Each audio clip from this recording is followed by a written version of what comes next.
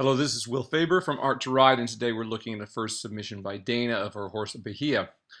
Dana, by the way, is the daughter of our good friends Elizabeth and Thomas in Belgium, so I'm sure she's in good hands there, since we've seen so much good work out of them.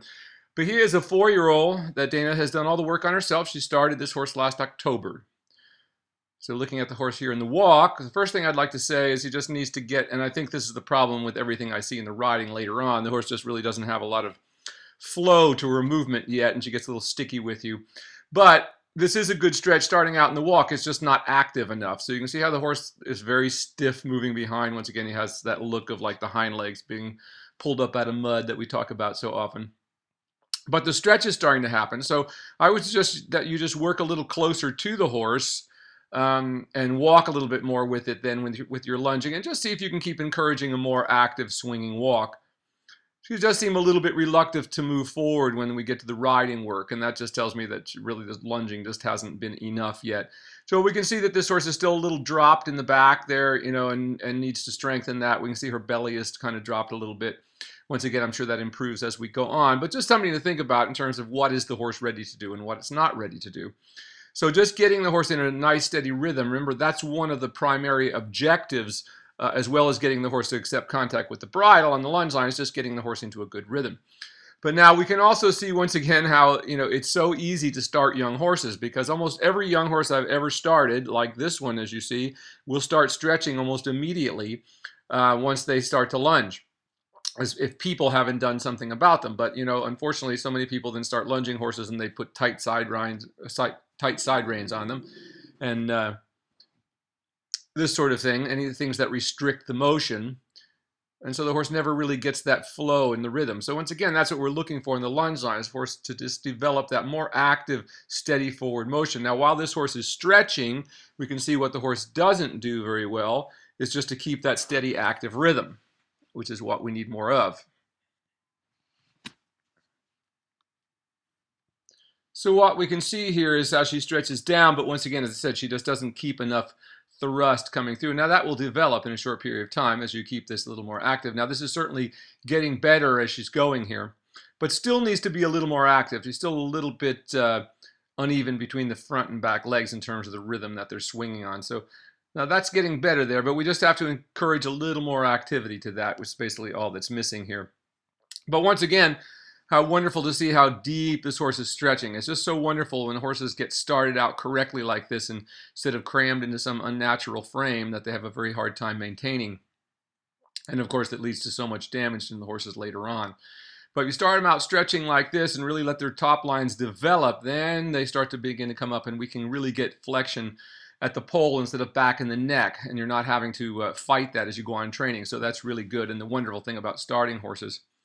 I'm always amazed at so many dressage trainers who actually won't start horses. We have that. That's probably not the same over there where you are, but where we are here in California, it's very funny how few people will actually train a young horse, and it's so much easier to train a young horse than it is to retrain one that's badly schooled. So this would turn out to be a very, very good horse for you later on. Once again, I still want to see a little more active now. It is starting to flow a little better here, and that's what we're looking for. But it still could be a little more active. I just still see a little hesitancy in the horse. But of course, I like how you got after there a little bit and sent her on forward. And that's exactly what you want to do.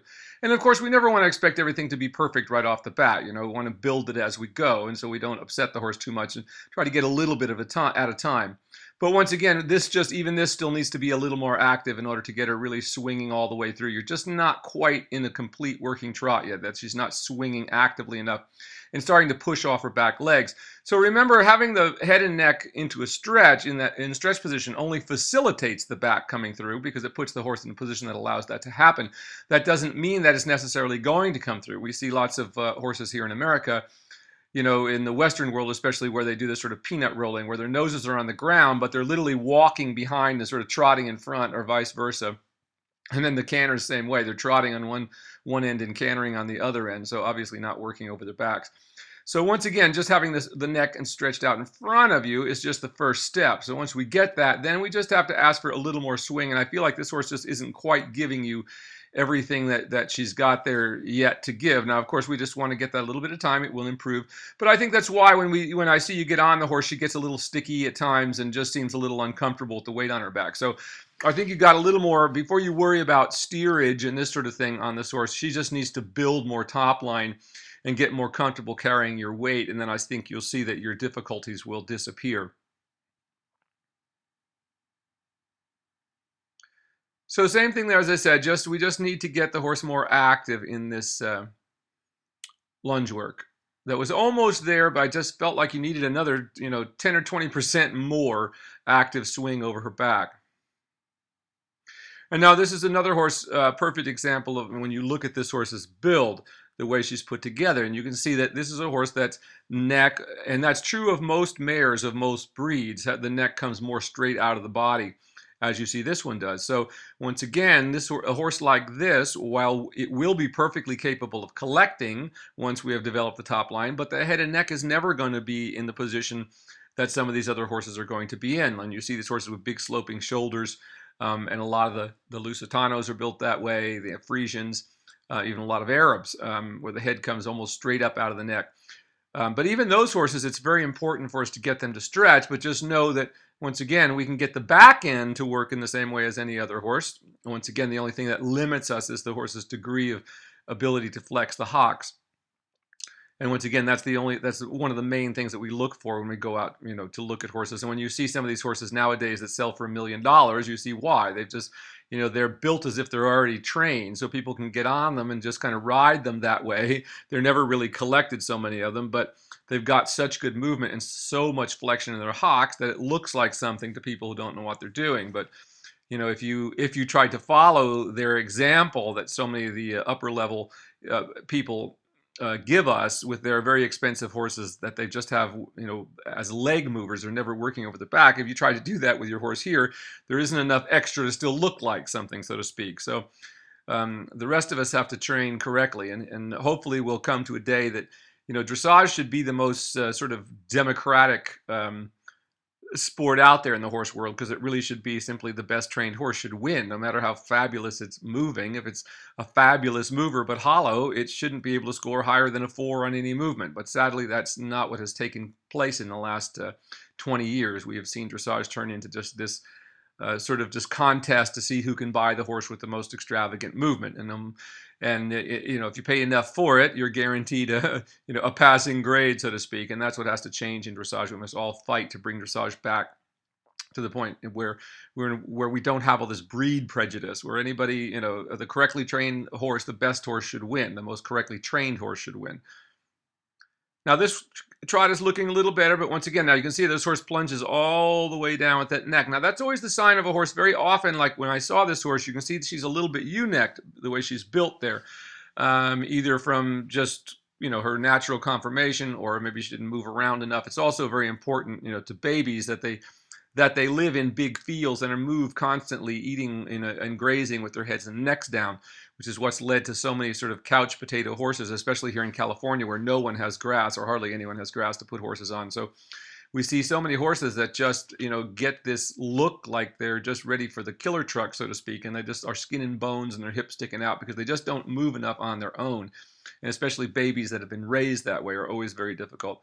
Now this is looking a little better here, but once again, as we see, that the reason she plunges so far down is there's really no top line on the horse. So once you get her to that position, I still want you to ask her to and you'll see it come up a little bit just by making her more active. When you get her to just swing a little active, the neck will start to come out and up a little bit. But don't try to bring it up on its own until it starts to come up on its own. That is, don't try to bring it up yourself until it starts to come up on its own. What you need here to do is just get this horse more active and a little more swinging on the lunge line so you can accomplish a little bit more. Because once again, we can see when she comes back to a walk, now this is a little better than before, but we still see the underside of her neck is a little developed more than we would like to see that. As time goes on, that's going to disappear as the horse starts to develop top line.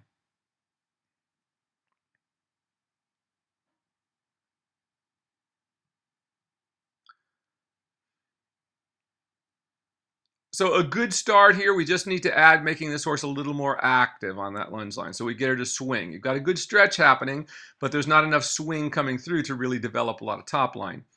And of course, you can't expect the horse to steer very well until it can lift its back. Because remember, there is absolutely no point in trying to think about bending a horse until the horse can lift its back. Remember, you must have longitudinal bend. The horse must lift its back before it can bend from side to side. And so once again, that's why it's so important that with every horse we find the level of the head and neck that allows the back to come up. And we can still see here under saddle, this horse is very similar to as it was on the lunge line. It's just not quite stepping actively. We can see that hesitancy as the horse lifts its back legs up, but look how much better it is. As soon as you get her to stretch down, then the hock starts stepping, even though they're still a little slower than we like them, but they start to pick up and come out of the ground instead of just looking like they're stuck in mud, so to speak. So good job here. Now, once again, just like the trot work, we just need to ask this now to walk out and just get more active. But, do let this develop over time. And you can see there as you go by in silhouette how there's a little dip there behind the saddle on this horse. So that shows us that she's not really well developed yet over the back. But once again, that's going to happen when you get her, once you get this stretch, to get her to swing more actively, both in the ridden work as well as the lunge work. Excuse me. Getting a little better there, but you can see that she's a little resistive. That's just typical baby horse stuff. And once again, you can't worry too much about the straightness or the turns or anything of that sort until the horse just gets more active over its back. That's what solves all those problems. There isn't any other way.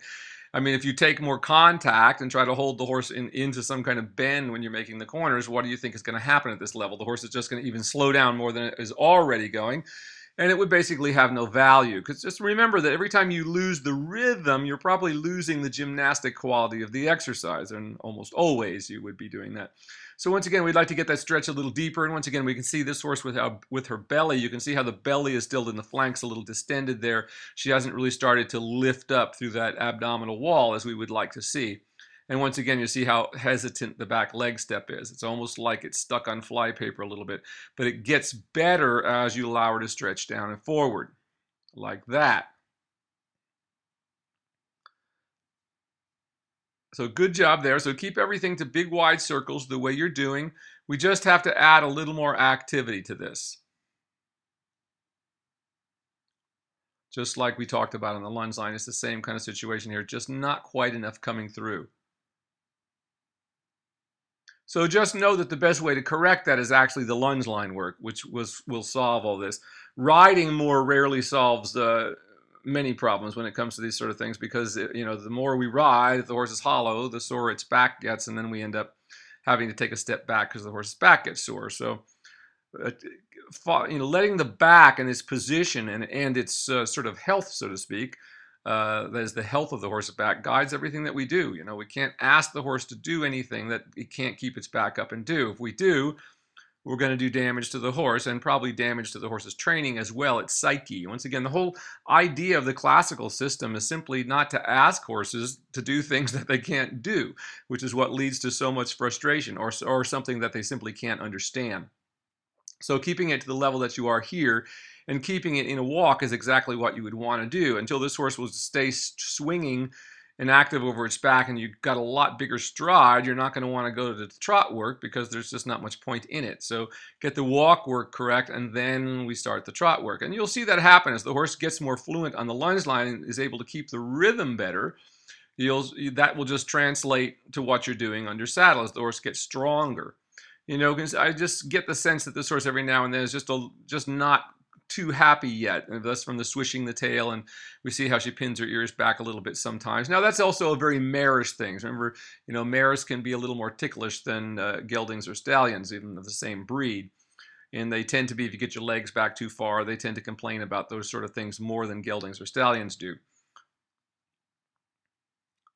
But this is starting out pretty good. It just needs to get more active and deeper before we go and do much else. But you're certainly doing the right thing. You're approaching it correctly. Every time her head comes up, you're just following upwards with your hands until she starts to seek the contact back down again. That's all there is to it, without ever trying to force the horse's head and neck into a position. There just isn't a position that actually they can be forced into that's going to be valuable, because if we're forcing the head and neck, anybody with a real education knows that, what's happening is the horse isn't able to do it. If it were able to flex at the pole, And once again, why we see so many horses, for instance, built like this one. As you see, once again, this horse's neck, this horse does not have a big upward sloping shoulder.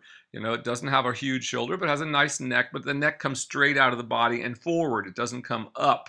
So this is going to be a horse that is going to stay pretty low in its training, no matter how level, no matter to what level it gets. That is, any horse, that with a reasonable back end movement, that is enough flexibility of the hocks. The only horses that really can't collect are horses with really straight hocks. They just simply can't do it. So, but this is certainly not one of those horses. It's just not working over that. Now, right there. Now, look how the walk takes off. As soon as you get right there, there's a walk, and how completely different that looks, and how completely different the hindquarters look when all of a sudden it starts to step in rhythm.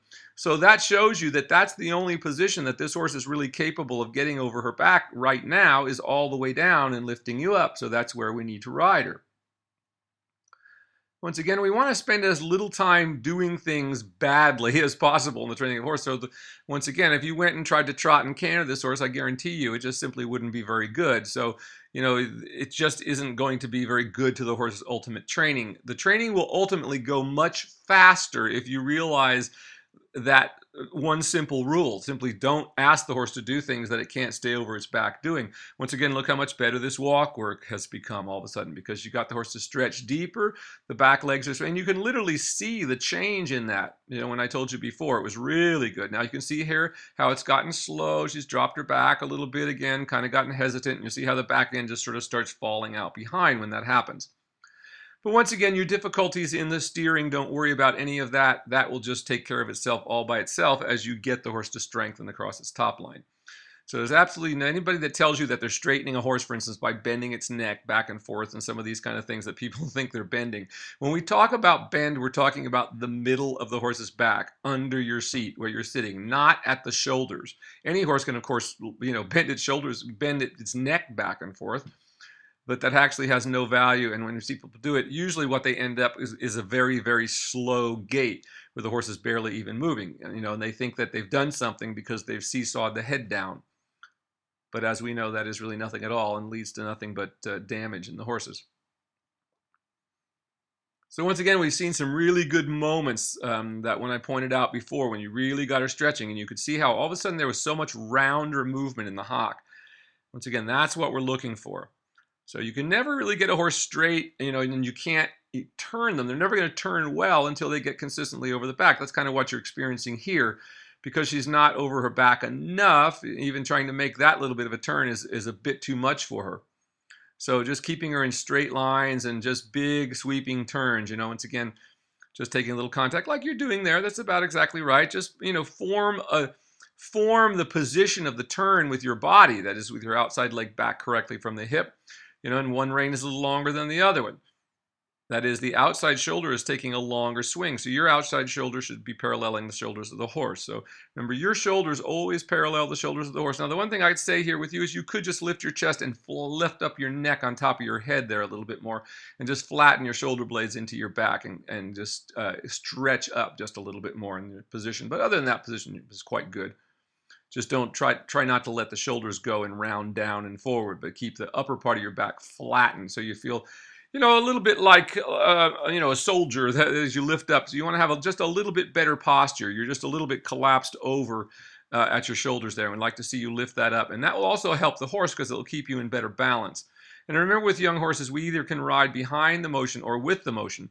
We only want to ride with the motion when the horse is back up underneath us, because if we sit absolutely straight on a hollow-backed horse, we're going to be pushing down. But we don't want to slump backwards. What we want to do is lift our chest up and almost arch our back as we go back and close our thigh and tighten our abdominal muscles a little bit, and that lightens our seat in the saddle. And that's so important to getting the horse to lift its back, because if we keep pressing straight down on something that we're trying to get to lift, once again, you can sort of get the logic there. We can't get the wave to form, and that's what we're looking for. What the horse very much feels like a wave. When it comes up correctly, you feel it lift up. You had it for those few moments that I pointed out before, when you had that really good stretch, and all of a sudden the horse really started stepping like that, and look how it starts to take off. Immediately she gets to that position, you see how the walk just zooms there for a couple of strides before she loses it. So that's why that's so important, and that's what you're looking for. You want to be able to get that and keep that consistent. When you can keep that consistent, then you'll be able to do whatever else you like with the horse in terms of straightening. that is in going on to the trot work. So until you feel that and you keep it consistent at the walk, do that.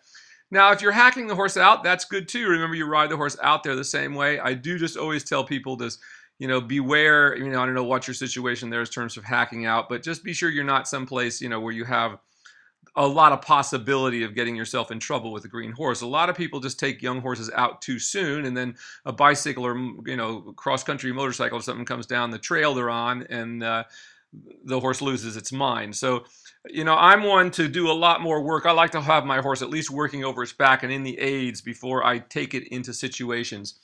And believe me, in my long career here, I have literally seen people on young horses jump off the side of cliffs and jump in front of cars with people and all kinds of things because they thought they were calm. And, once again, you never know what's going to set a horse. I once took a horse to a fox hunt that it was the calmest horse in my barn, 4 or 5 year old. And the horse I was out in company many, many, many times. The horse was one of the calmest horses I've ever had in my life. And when it arrived at the hunt and saw 125 horses there in a field, it just completely lost its mind. So you just never know what's going to happen when you have young horses. And of course, I would rather have not had that experience. I was able to get the horse calm by the end of the day, but believe me, it was a very long, hard ride. So once again, this walk is starting to look better here. So just be careful about what situations you put yourself in with a young horse. That's what I'm saying. And I wouldn't like to see any young horse leave the ring till it's clearly over its back and at least enough in the aids that we know, it's fairly predictable if something goes wrong. But if we take a horse out like this one who isn't in the aids at all yet, and garbage truck comes down the lane or whatever the case may be, you may find yourself having a lot of difficulty. Or once again, if the young horse, if someone gets dumped off a young horse, it makes a big impression. And so it's so important with the babies that we don't put ourselves in that position where we're gonna fall off of them for one reason or another because they spook or this or that. Because once they get that in their mind, of course, that can become problematic, as all horsemen know. That's why also I always tell people at the end of the ride, get off. Why do you think people buck you off? Because they don't want you up there. So the biggest reward you can give a horse is not going on a trail ride when you're done, but getting off of the horse. Always bearing that in mind. There, now once again, see, once you get to that position, all of a sudden those hocks start stepping. Now you see how it slowed down again, and then it kind of got that little look like it's stuck in mud there just a little bit. But you're having moments where you're really getting it. So just really be patient. Do a lot more work with the lunge line, working with yourself a little closer. You have to walk a little more with the horse, but you just need to get that bit more activity till this horse gets swinging and more active on the lunge line. In other words, you want to get to the horse on the lunge where once you start in the trot, it stretches down and it stays there for the most part, at least for 3 or 4 minutes before you have to intervene and do something else. Once you get a horse to that phase on the lunge line, when you get on and ride them, and it's the same way, pretty soon they'll get to that point very quickly with you, where we set up what we want and they'll keep doing it. But of course, that's very difficult with young horses, and that's why it's so important that work start on the lunge line.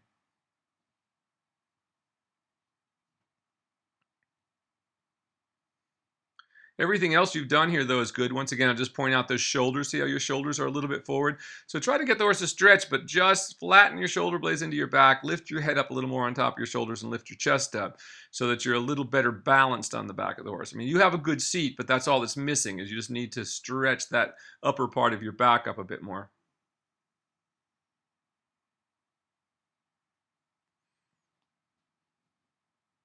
Good walk there when she starts to stretch down. Didn't get quite as active as it did before, though. There we go, like that. Now notice that when she's just that couple of steps, all of a sudden it starts to take off. Now that's what you're looking for.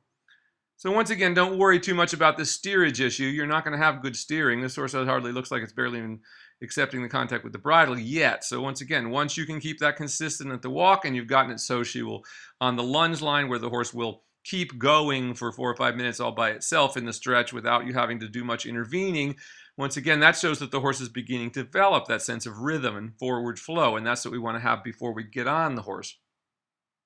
The more we do from the ground, the better off we're going to be when we get up there. Once again, if you read the old Spanish riding school manual, they used to advocate lunging a horse for a full year before they ever got on it.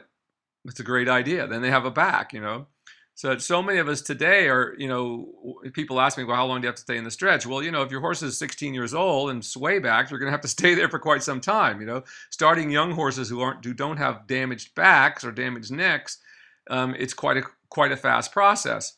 But once again, with so many horses today that we see, we really have to do literally physical therapy on them before they're getting ready to ride. So I can see her just getting a little fussy there. I just kind of think that you may have, once again, I would keep the periods of work with a young horse like this. She seems like she's just getting a little tired now and kind of getting tired of it. So she starts to get a little bit resistive there, and the walk is slowing down too much. So when I work young horses, I try to get the job done, get on them, get them feeling as good as they can get for the day, and then be done. And then each day I build on that. I try to just improve my horses a little bit each day instead of making big improvements in a day. But you really can't. I mean, the only big improvement you can ever make in any horse in a day is to get one working over its back that's not working over its back. That's the only big dramatic change you can make in a horse. So same thing here. She just looks like she's running out of steam. I think and you are about to be done here. So once again, when you feel that, when the horse starts to get sticky and kind of tired, like, okay, I've had enough of this, just get a little bit more and then stop before the horse starts to resist and, starts to not like it because it's just running out of steam. And once again, remember, while horses are big animals, their backs are very weak. So unfortunately, so many people just have this idea that because they're so big animals, they're like an elephant. They're not an elephant. They're not nearly the size of an elephant. You can't just put anything on their back and think they're going to carry it. So horses really have to be trained and developed correctly in order to carry weight and to do it successfully in a way that they don't mind. Once again, in the immortal words of our great writer Bill Steinkraus, if you can't get them to like it, it's never going to be very good. So I talk to people about with jumping, we never want to force horses over fences or make them think that, if they don't go, they're going to get the hell beat out of them. If the horse is resisting a pole on the ground, just simply don't, do a line on the ground, then a pole on the ground, until the horse is just freely going out over it without a lot of thought, so to speak, or resistance. So, and that's how jumping should be built up, very logically. So the horse just never really gets the idea. It's just a bump in the road, just like this horse is stepping over the little holes on the ground here. It just becomes that instead of this whole thing of now we're going to force this horse to jump, and because once again, if you're having to really fight a horse and scare them over jumps, it's never going to be very good, and that's what all horses are. I mean, if you beat up a horse every time it doesn't know what to do, which is when horses stop, generally that's it. They simply don't know what you are asking them to do. They're in total confusion. So you're also going to, it's better that they stop than try to jump it and fall through the middle of it with you. Believe me, I've seen that accident many, many times.